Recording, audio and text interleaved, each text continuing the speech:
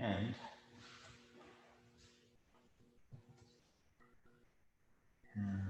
this one open.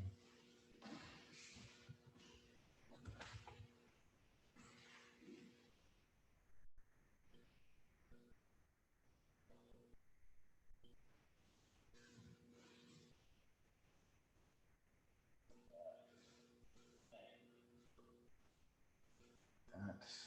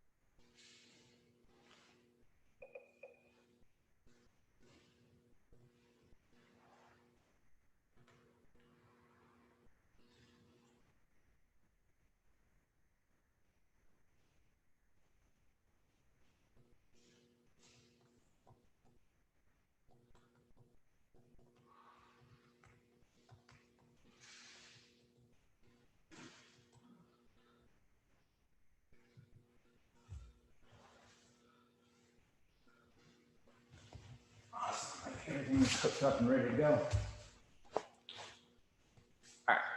Apologize for anybody staring at me right now or staring at a blank screen. Today's class, I'm going to go ahead and go through our basic warm-ups. I'm not going to do AMRAP style today. Just not. So I'll go ahead and work through that. I'll show you some exercises and things we can do on the balance ball, kind of work out some basic techniques that we can do.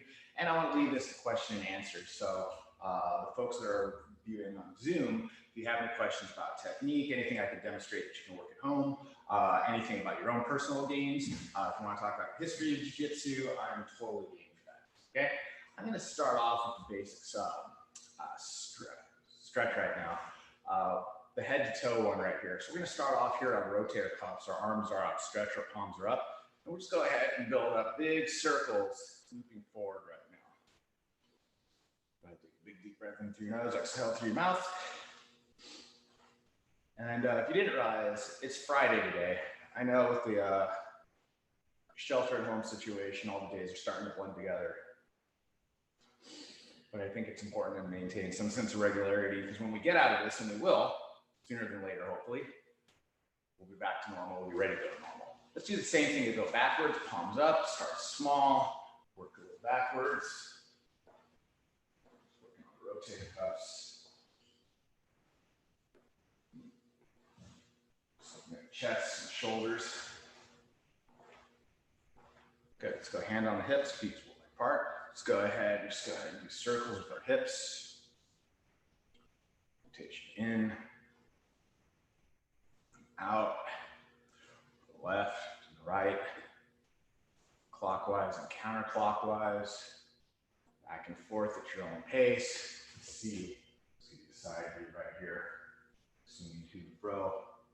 Okay, not an example of good posture as I've been talking about, but just getting some mobility in. Okay.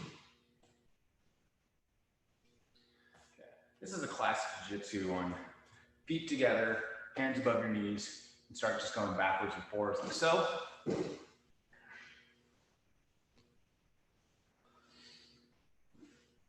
And then keeping your knees together, we'll go ahead and make circles. Now your knees don't bend. This is all hips and ankles. I'm just kind of rotating through.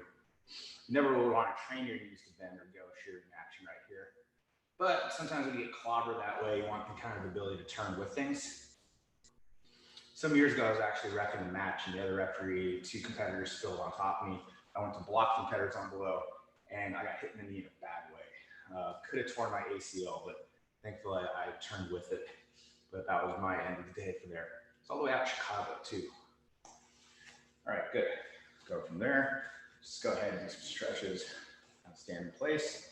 Go ahead, pull your knee up. Over here, as high as you can go. Want to get a better stretch and balance up here against the wall. Back. up. Cross leg. Bring up. Sometimes I just want my toes on this one. Let's go to the other side again for 5 counts. 4, 3, 2, 1.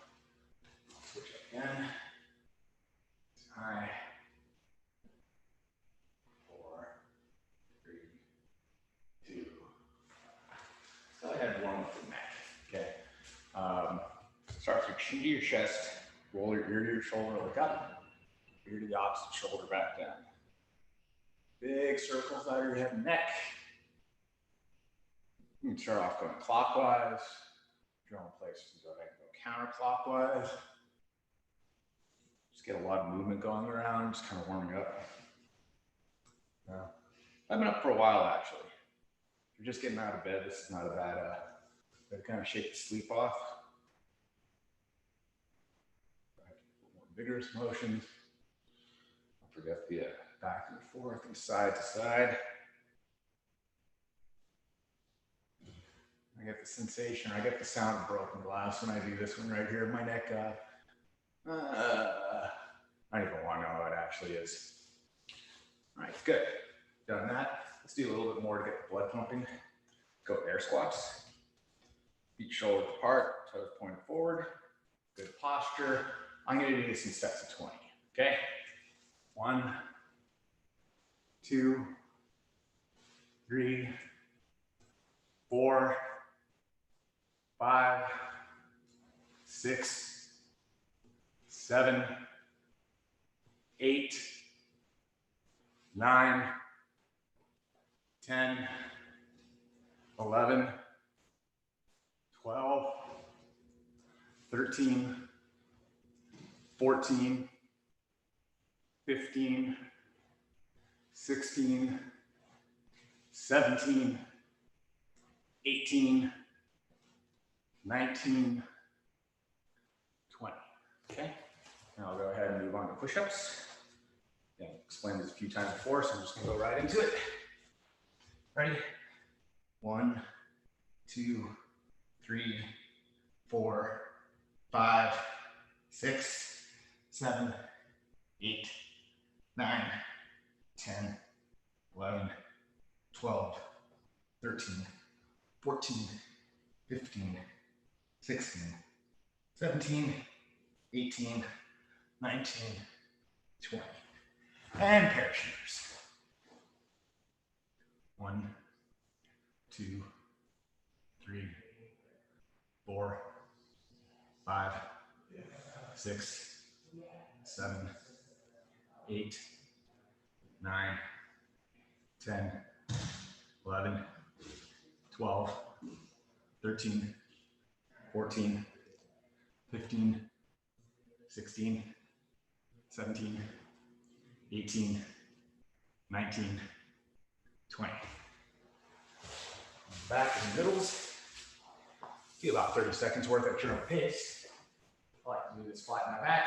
Big deep breath into my nose. Come up, don't crunch, hold your exhale. Slowly through your mouth. Don't hold your breath, we're going right here. Back down. Big deep breath into your nose. Come up, hold it, exhale, repeat the process.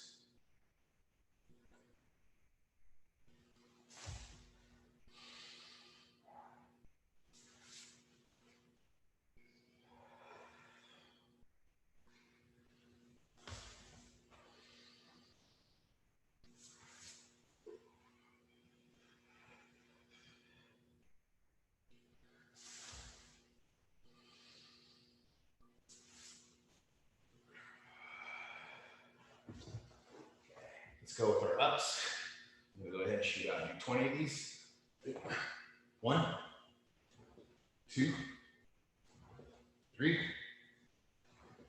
4, 5, 6, 7, 8, 9, 10, 11, 12, 13, 14, 15, 16, 17, 18, 19, 20.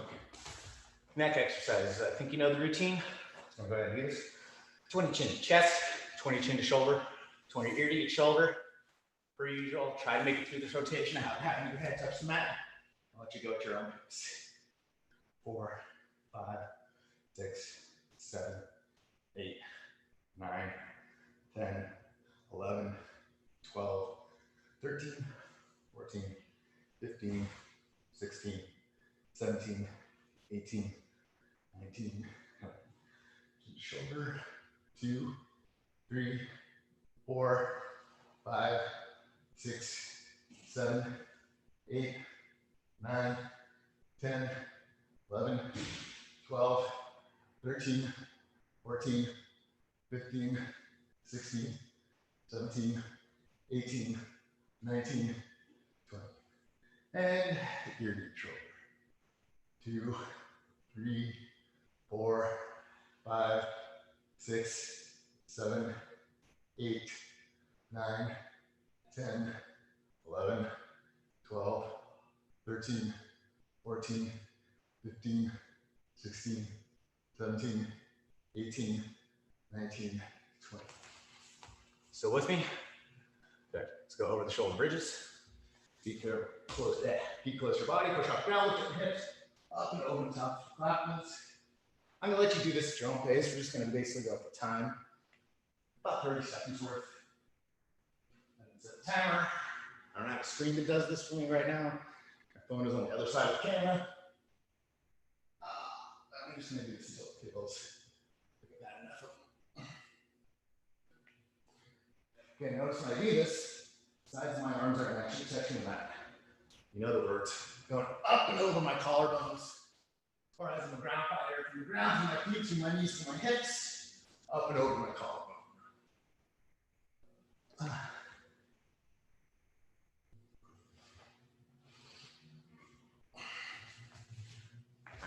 Feels like enough. Let's go ahead and do hip escapes in place, shrimps, streamers. Remember the key on doing this in space and limited amount of space instead of using the whole mat or screwing over is when I do this, connecting my foot to the ground, heel of my foot on the ground, ball of my foot on the ground, turning my side, goes one to the ground. I'm gonna lift my hips up a little bit, pushing off from the ground. Then I'll push with my bent leg, scoot and lift my hips up, pull my knee to my chest, I'm scooted back. Make the switch, heel of my foot on the ground, ball of my foot on the ground. I'll lift, I'm really just on my shoulder, I'm not planning on going anywhere. Push with my bent leg, lift and scoot my hips back, pull my knee to my chest. I can do this and practice some sprint motion, very minimal amount of space. Just do that.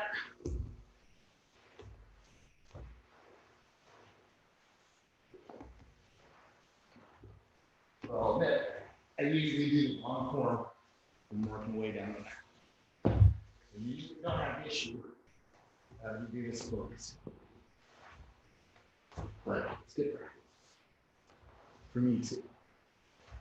Coming up on, started August of '96.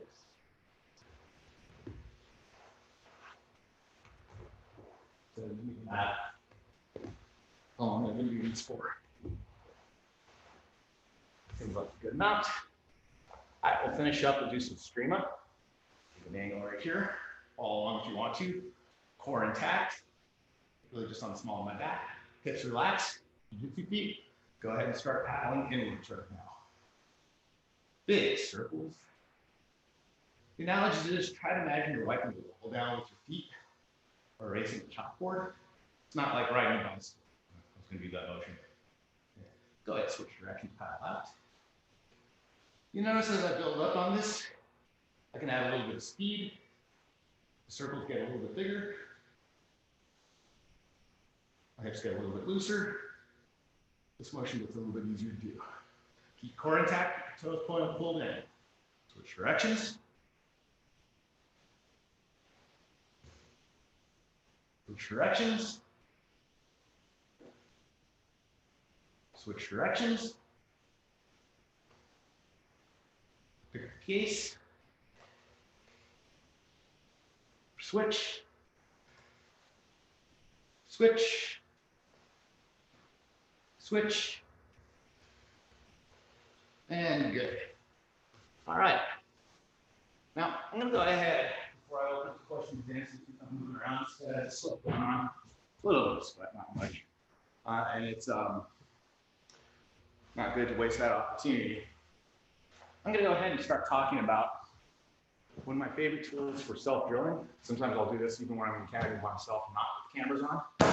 How to use, sometimes it's known as a yoga ball, a Swiss ball, a workout ball, whatever. I got this one off of Amazon's Basics. I had a few of them in the gym. One of them disappeared. I don't know what happened to it. I got a few of these off the gym in various, for the gym in various sizes, ordered directly off of Amazon. This is a $20 to $25 purchase. Although a lot of sporting goods show up, Spots, Target, whatever, you can go ahead and get these. They'll come with the pump. Really useful tool.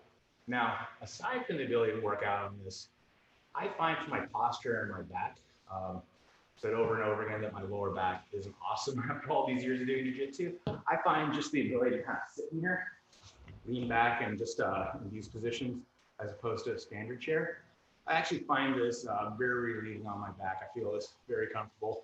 I can sit here and play video games or watch TV pretty much all day long this way, much more so than the standard chairs. So I really like these types of things. But in addition to that, getting these various sizes, the ones that I would sit on would actually be a little bit bigger than this. They're great for working in certain concepts, certain things within jiu-jitsu. Okay, and sometimes when I'm really bored, I'll treat it like an opponent. But I'm just going to give us a real simple motion right now, a real simple concept working with this ball. Okay, and that has to do with how to sprawl out and put weight on my hips. Okay, now I think of everything within jiu-jitsu, all of my positions, all of my techniques, everything I do. I think about it in terms of being low, working here towards the hips, or high, working here towards the shoulders. Okay. Low towards the hips or high towards the shoulders, okay? So I think about that in myself. Okay, when I adjust the position, where do I put my pressure? Where's my weight? Where's my focus? Going to be on my hips or my shoulders. And then I also make that decision when I have an opponent. Do I put my weight on their hips or do I put it towards their shoulders? Do I go low or high? And that's any position. Mount, side control, guard. Well, the basic positions we have anyways, I think about in terms of high or low. Sometimes I'll need to go low. And sometimes I'm willing to go high, okay? Sometimes there'll be options to go either one, but I better know where my weight distribution is. I better know how to control my weight distribution if I want to be effective in the position, okay? I think as an instructor, after watching people for a long time, people more naturally tend to gravitate towards being what I would call top heavy, throwing the weight on their shoulders at the expense of their hips, okay? You only have a finite amount of weight or to distribute.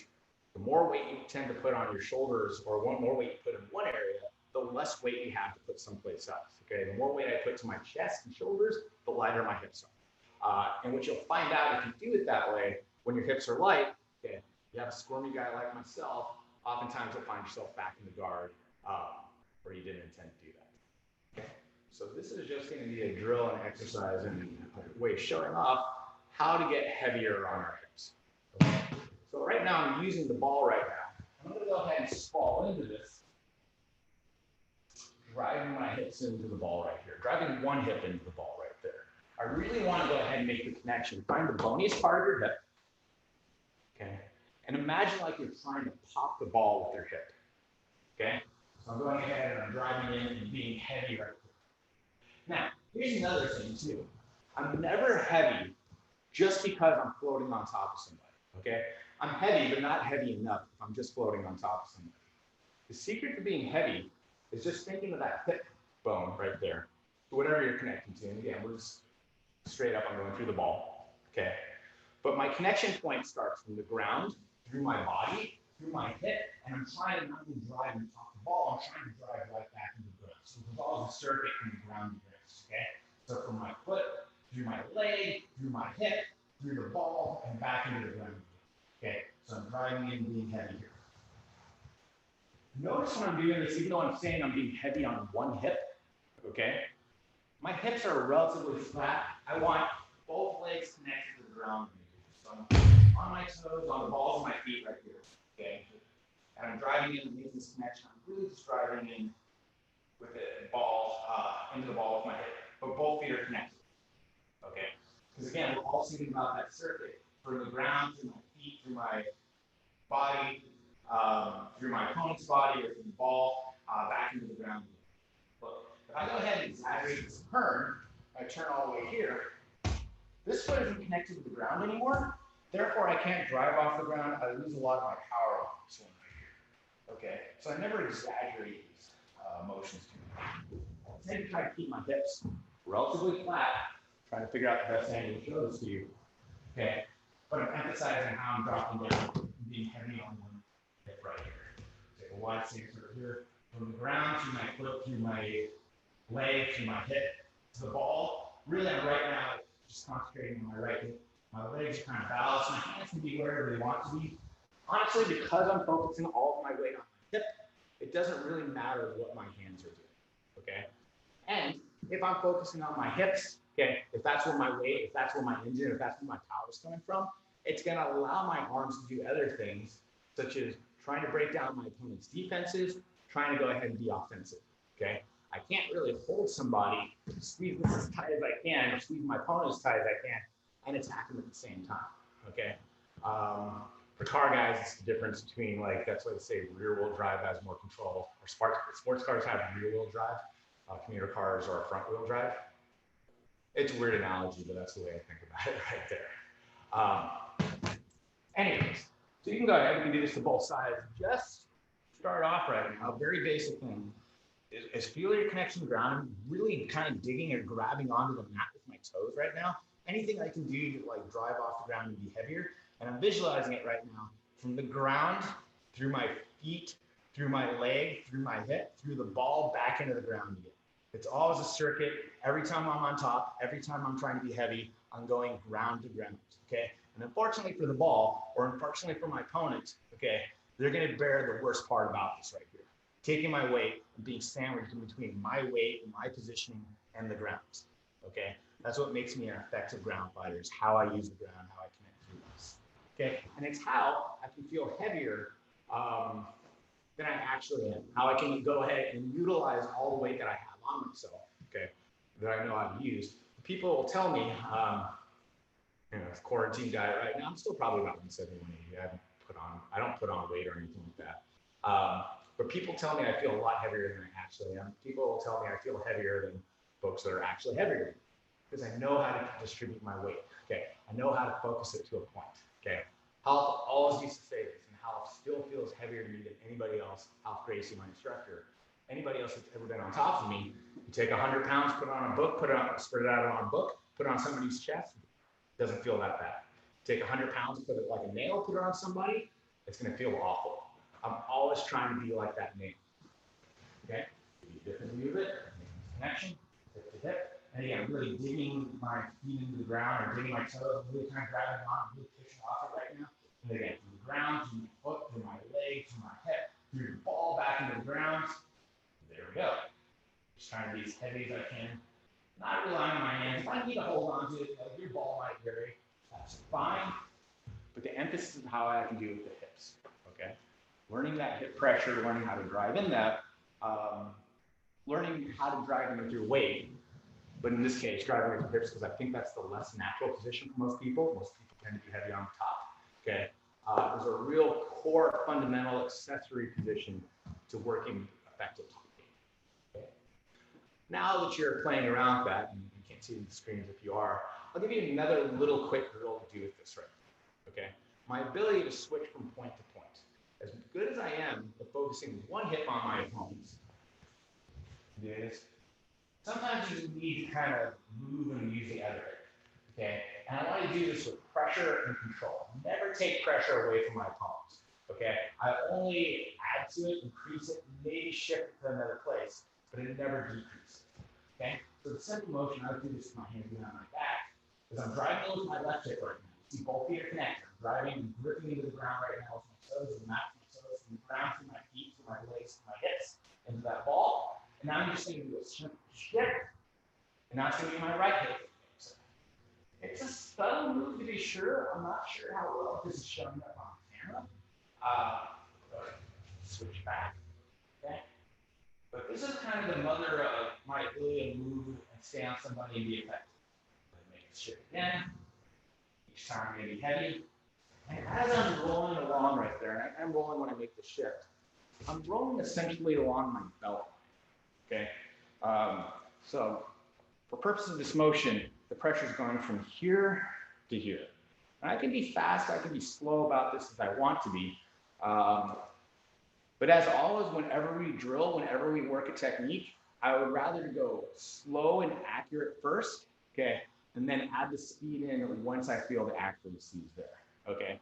Proper technique is the king first, okay? You never want to substitute speed for technique. You never want to substitute your strength for technique. You never want to sacrifice or supplement, you never want to, where was I going with this?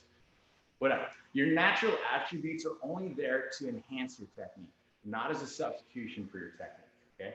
So I can be fast once my technical skills are there. I can be strong when my technical skills are there, okay? They absolutely enhance, they're absolutely a part of the game, okay? But you never want that as a replacement. That's what I was trying to say. And flexibility can be as much of a crutch as anything else, okay?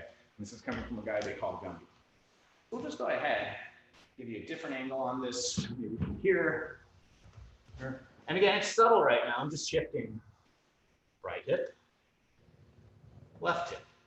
Notice as I do this, and you can't see it from this angle, my feet stay connected to the ground. And my hips are relatively flat when I do this. But trust me, the ball's feeling it. And the reason why the ball's feeling it is from the ground, through my feet, through my knees, through my hips, through the ball, back into the ground. Imagining that ball is my opponent. Okay, and I'm making that connection, I'm driving through. Okay, I tend to arch my back up a little bit right now as I do this. I don't really want my weight on my chest. But everything else is secondary on this. It's how I focus my weight on my hips. Your position, your game, your technique will vary on two things. It will vary based on your body type to a certain extent. Okay, certain things I'll do better for my body type. Okay, based on being long. Certain things you might do better on your body type, and it will depend on your apparatus or the size of your opponent. Okay. Again, I have a ball right now. This ball is 75 centimeters, so it's the larger ball that I have right here. Maybe your ball's larger, maybe your ball's smaller. Maybe your opponent's larger, maybe your opponent's smaller. There's a core focus you have to do. The hip has to be as heavy as it can be. Okay. I focus on one thing first. I focus on that core strength. I focus on like a main detail right there. And then, given the situation, given who you are, given who you're dealing with right there, you can make your adjustments accordingly, okay? And I can't tell you exactly how it works best for you, not without a lot more information, unless you're right in front of me right now. This is information, these are things that you have to figure out for yourself, okay? It turns into feel and experience, and eventually I'll just give you the mat time answer, okay? The more mat time that you have, the more comfortable you'll be doing things, and there you go, okay? We'll go ahead and just make this real simple right now. Again, make the shirt back and forth. I don't have to be fancy about this yet. It'll come. You'll be able to explore other things right here. This understanding about how I move my weight, a level of control. Once you establish a level of control in this, there's a level of comfort. Okay, I'm very comfortable making this motion right now. I'm very comfortable driving the weight. Consequently, unfortunately for the ball or my opponents, because I'm comfortable here, it allows me to be very smooth. It allows me to go ahead and work my base attacks, or my fancy attacks, or transition positions if I want to do anything else. But it comes from a level of understanding of the technique and comfort first. And it only comes with mat time, and really a lot of times, just breaking back down, working on the basics of the technique. Like I can never get tired of just talking and working on the fundamentals, because I think with a solid understanding of the fundamentals, okay, real fundamental accessory motions right here, a real comfort level on those things, you'll be able to pick up anything else.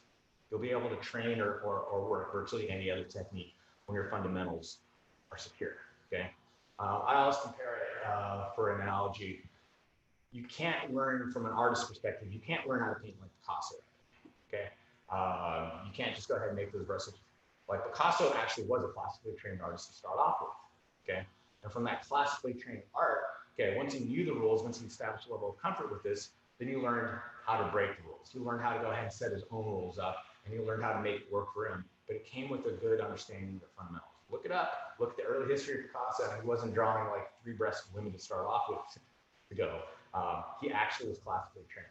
Even a lot of the really high-level guys in Jiu-Jitsu right now were classically trained to start off with. Eddie Bravo, one of the all-time great innovators within Jiu-Jitsu, was classically trained by Jean-Jacques Michel, one of the greatest instructors of all time on that. So think about that right there. Focus on the basics and the fundamentals. There's little things you can do. Again, working out with this Swiss ball right here, or at your home or on your partner or whatever, okay? But just focus on the basic, and I promise you, when it comes down to working on the more advanced stuff, with that wide foundation, it'll be better, okay? Now, I talked quite a bit right now, and although I still think we have plenty of time, I really wanted to go ahead and give you a forum to go question and answer on this, okay? I'm definitely capable of talking and filling up this whole space and stuff, but I want to see what you're working on right now. Like this Zoom function right there is teaching to an empty room and talking to the camera right now. A little bit strange to me, I'm not gonna lie, and it's strange to all of us that are doing this, but we're doing this for you, we're doing this for ourselves, we're trying to adjust to the normal we have right now. This is only temporary, but I'm an opportunist, I'm an optimist. I'm going to look at this as a great opportunity to go ahead and try something or do something in a way that I haven't done before. And quite frankly, when I come to classes, I don't know what I'm going to teach. And I did know, I got material for days, I guess. But the ones that I come in and I can do these question and answers are a lot of times are my favorite classes. So I wanted to kind of get back to that. So I'm going to throw it over to the Zoom guys, a couple of them, and maybe there's questions that are coming up on YouTube too. So fire away. Ask me anything about Jiu-Jitsu, your technique, the history. You can try to stump me on stuff. I know a little bit about MMA, early stuff. I have no idea what's going on right now.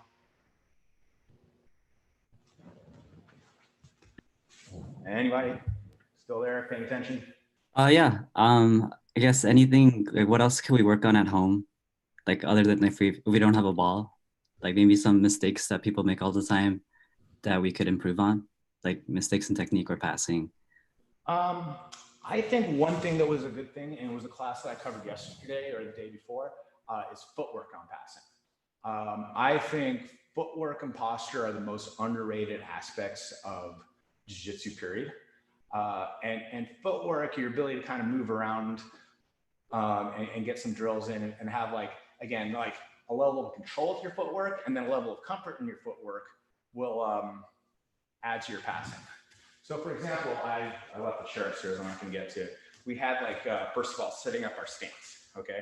So just kind of going ahead and being comfortable in our stance right here, okay?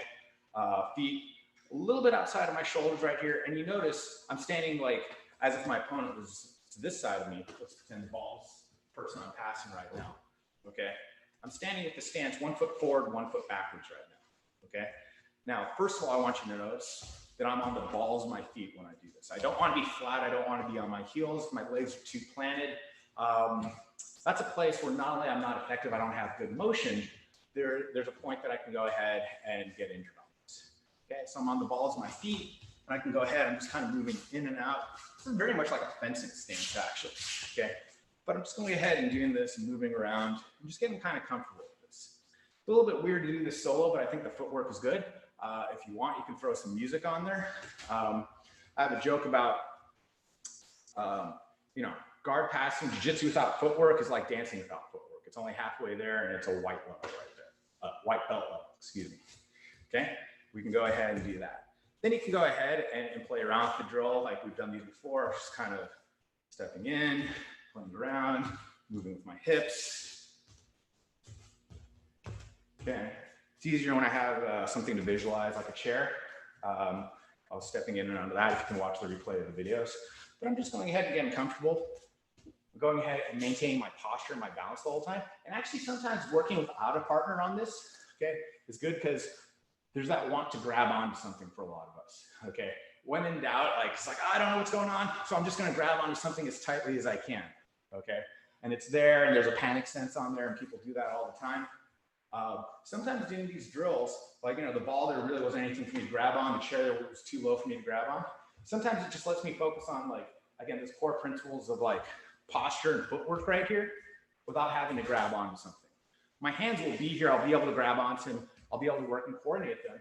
But sometimes when I have to correct a mistake, as you put it there, sometimes when I correct that mistake, I'll just break that position down, I'll break that technique down into kind of molecular parts right there. What does my body do? Like, how do I make sure that my body and my legs are in the right spot? Even before I get to the footwork, okay, how do I make sure the stance is good? How do I make sure my weight, in this particular sense with the guard passing, is centered in between my legs right here, okay? And how do I get comfortable with this? How do I move with this is the next thing, okay? What do I need to do myself? What do I need to do to my opponent? But in this case, when I'm drilling, when I'm by myself, when I'm cooped up right now, I really, really, really just focus on what I need to do for myself, okay? And then, if going on with this like tangent right here, if I find the stance is tough for me, or if I find like as I start getting lower, I'm a tall guy, I have to take kind of a wide stance right here, okay? If I find that like, ooh, this is tough from a physical standpoint, it's hard for me to hold on to this position for a while, then it also might tell me that like, ooh, I have a deficiency right now in either leg strength or back or posture. In this case, it's probably here where you're feeling it right there. So I'm gonna go ahead and look up some exercises, do some drills, do some stretching, whatever it is, to go ahead and build up this part of my body right here. So I have this opportunity to be strong in this sense right here. I have this opportunity to work here. So when it comes down to actually having to use this in the situations I'm coming up to, i.e. when I'm sparring or drilling or competing against somebody, these parts of my body aren't gonna fail. Like, I have so much confidence in my own personal game right there, my own personal abilities, my own personal gear right there, that I'm able to adapt to whatever situations come up, okay? I'm able to adapt to what my opponents do. But I'm gonna go ahead and work and be relatively fit and in motions right here, okay?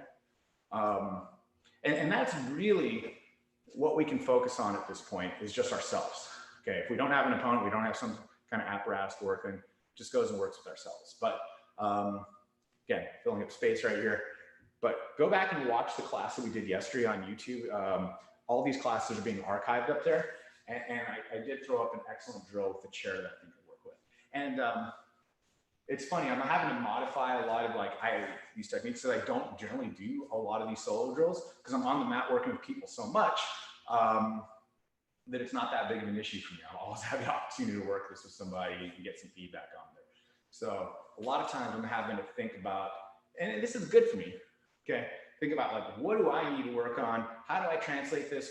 What's the core and essence of my technique? Again, I'm an opportunist and an optimist right there. I'm always trying to think of the best way to get something out of the situation.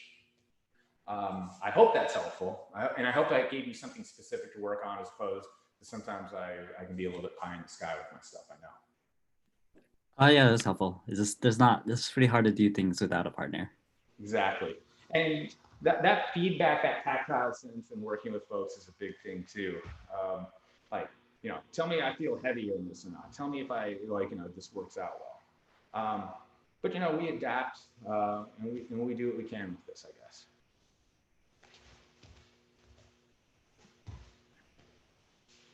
All right.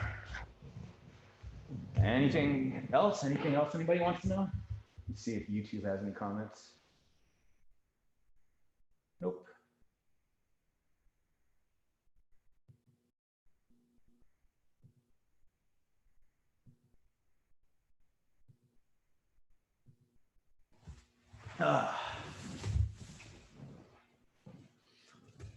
Also, if anybody is watching is shy right now, the schedule tonight is we're having Pop Kids Yoga with Vivian tonight.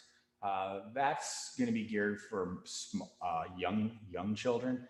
I think she's talking 2nd grade and under. Although I actually haven't. She's been teaching this class for a while. She teaches it usually when the Jiu Jitsu class is going on Saturdays. I haven't had the opportunity to watch her, so I think that'd be interesting. I always got a kick out of watching Mr. Rogers and Sesame Street. I kind of still do. Something soothing about this. I'll tell you what about this though, as a selling point for her.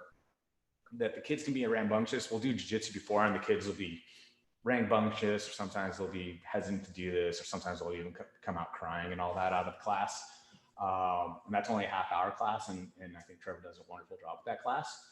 But then Vivian take them from an hour, and unless she directs them to, there's dead silence over there. Like, you can put the kids with their as long as you want to, and they're going to be perfectly happy and entertained.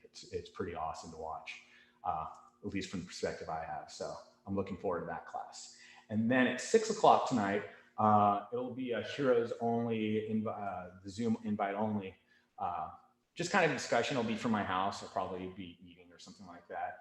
Just kind of a social gathering, because I think more than anything else, aside from how we're training and what's going on right now, I think the social aspect is a lot of us are missing that right now. So we'll have that tonight at 6. Hopefully a lot of people jump in, and there's some folks I haven't talked to in over a month, so I'm looking forward to that.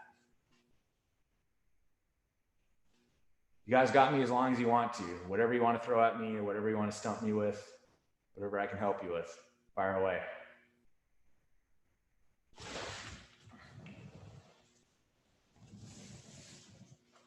Sit here and talk about the fights that were supposed to come up. I'm actually a little bit relieved those fights aren't going on.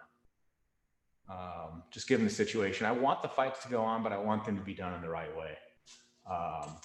That has the eyes that it's going to be beneficial for the martial arts community and the world, as opposed to, it seems a little selfish. Okay, although I know that things have to go on, and I want to see things go on. It's not like I don't want them to go on. I want things to be done in the right way that keeps everybody safe. And as a bonus on this, it looks like they were replacing Khabib versus Ferguson. That fight seems cursed, but I think by all rights, like, Ferguson's next fight should be against Khabib. And at this point, I'm willing to wait and watch for whatever it takes for that match to happen. I forgot to show off my gi today too. This is the Nick Diaz, or the Diaz brothers, excuse me, Lucky Gi.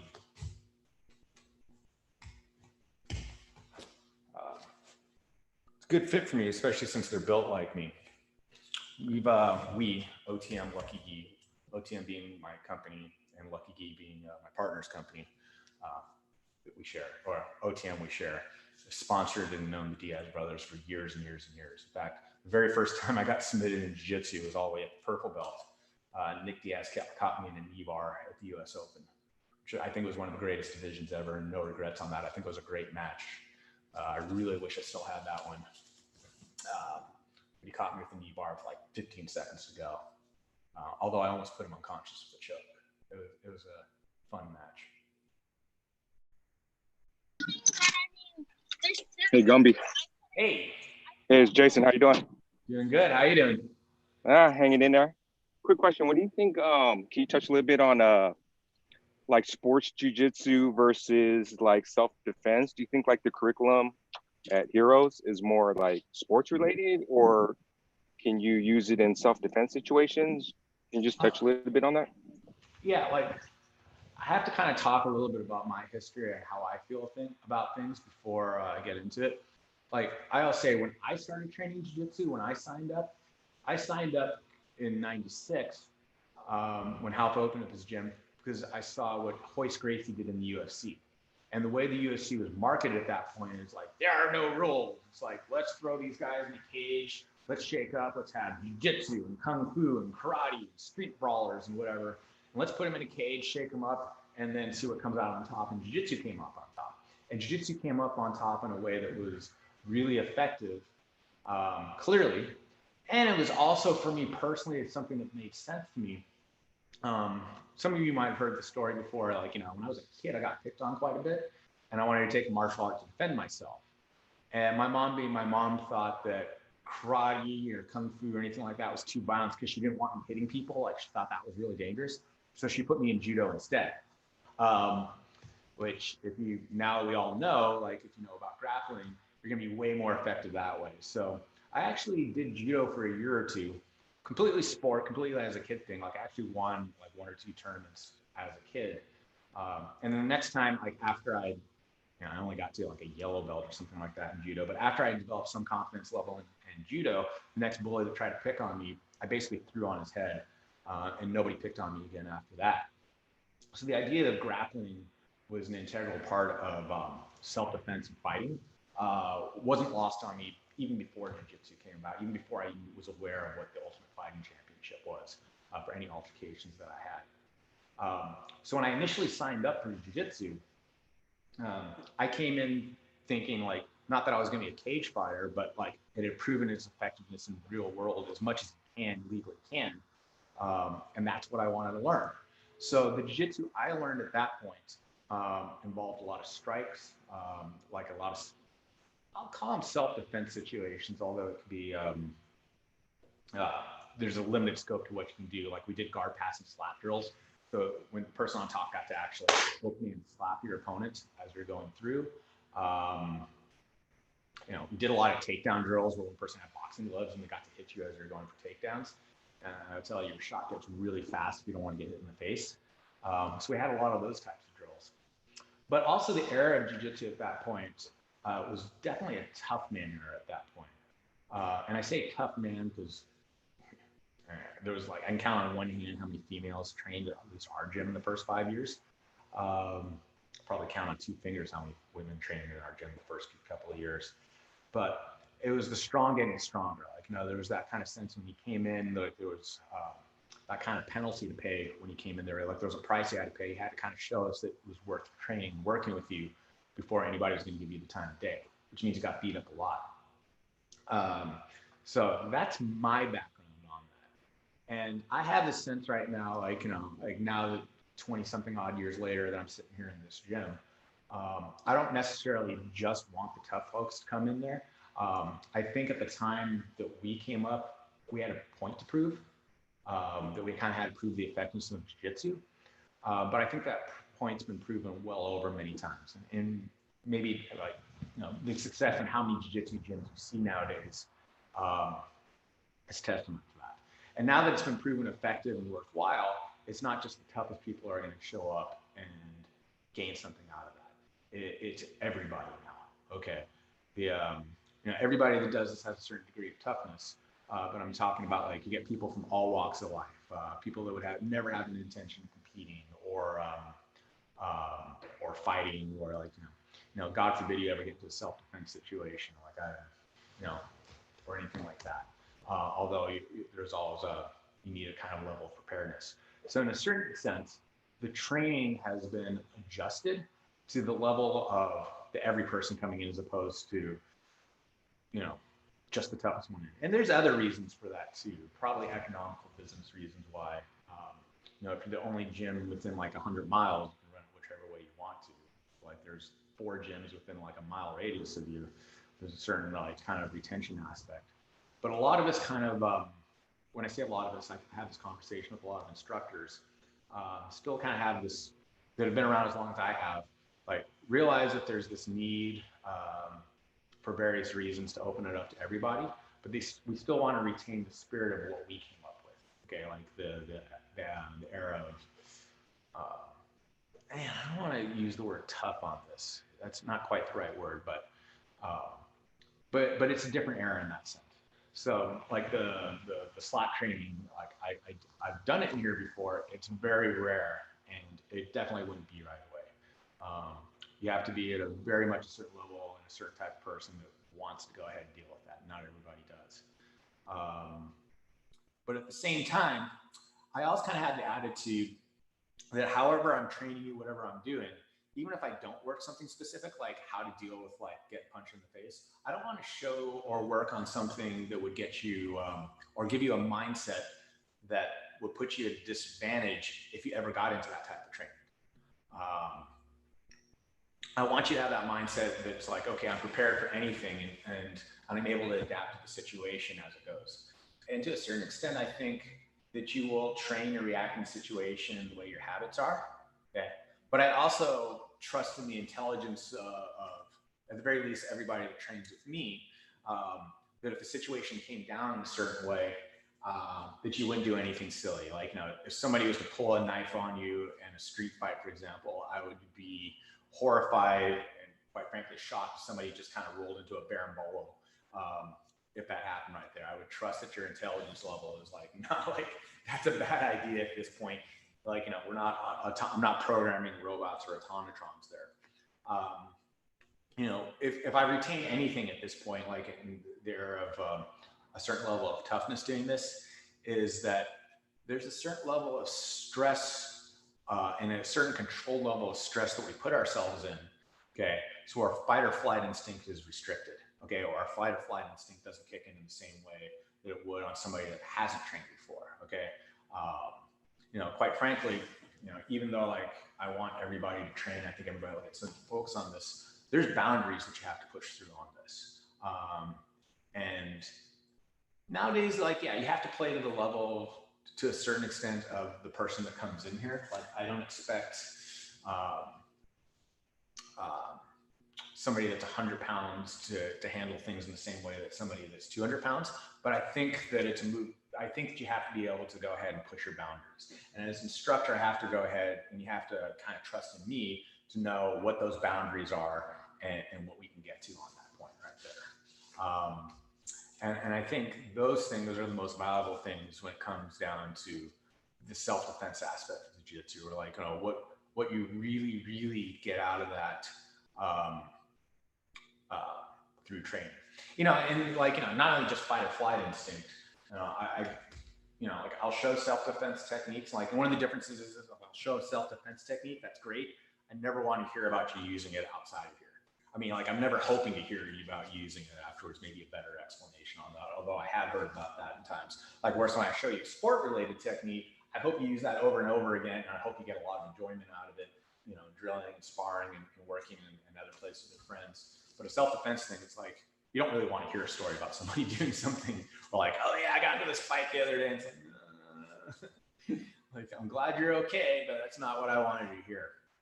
But again, that mental toughness, like that going through stressful situations and learning how to deal with it, I think ultimately out of any martial arts training is the best thing you can get out of that. And again, what I was saying, like not just in a self-defense type situation too, but when you're in other kind of stressful situations, like, to a certain extent, like, this whole coronavirus, like schools closed, I mean, we're not accepting students right now. Trust me, this is a stressful situation for myself, and talk to any other school owner or small business owner, I'm sure. We've all had moments of being freaked out by this completely. There's still a level of uncertainty on this. And I really do think the level of training that I have and being in stressful situations and the knowledge that, there's always a way out, and there's always like, there'll always be another day on that is really kind of helped me through this right now.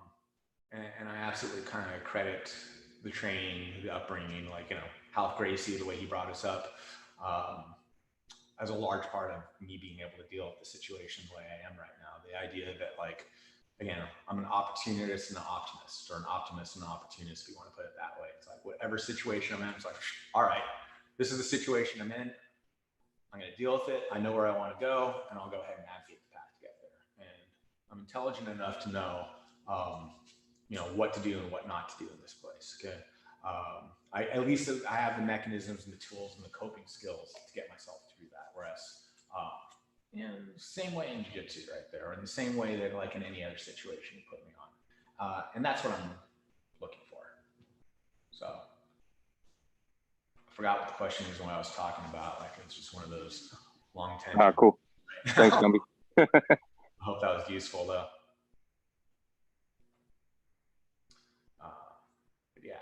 Yeah, I've thought about incorporating like either a self-defense class or like an old school striking jiu-jitsu class. Like, if you've ever seen the Eddie Bravo combat jiu-jitsu, which he's kind of going for right now, that is the closest thing to how I trained when I started off with training. Is a combat jiu-jitsu. It wasn't quite MMA. Those rules, those setups, the way we trained, that was very close to how we trained back in the day. So I've thought about doing that, but like, and incorporating that at some time, like, there's a question of scheduling here, and there's a question of personal, like not everybody wants to go through that. And you have to like, Like you can very quickly get into some ill tempers. Somebody gets hit in the face harder than they meant to get hit. Even back in the day, that happened plenty of times. But I also consider that kind of like flare up or stress occasionally that happens in here. Like not everybody's going to get along 100% of the time because we are going in stressful situations. I also recognize that that's a normal interaction given what's going on. I've always been very much like, okay, like, you can heat up right there, get it out of your system. At the end of the session, you better be friends again after that, or at least have that level of respect that we're pushing each other again. Like I don't like long-term grudges like that. I try to work that out, but the occasional flare up, that'll happen, and you just work your way through it. It's happened before, it'll happen again for certain, but we're adults. We know how to deal with that. Well, I talked my way to 11. Last chance. Any questions, anything that anybody wants to know right now? I will have an agenda for the next, actually, I'm not sure if I'm going to do a Friday class next week or if Unette's going to do another kickboxing class this time. So there'll be a class on Friday at 11 a.m. Again, but who's teaching or how we're going to do this, I don't know. We're figuring this out as we go along. But in this case, thanks to everybody for being here. Hopefully see you guys tonight on the Zoom for those of you that are on there. Hopefully I'll see you guys next week. Really appreciate you there. Miss everybody. We'll see each other soon. All right, thanks, Gumby.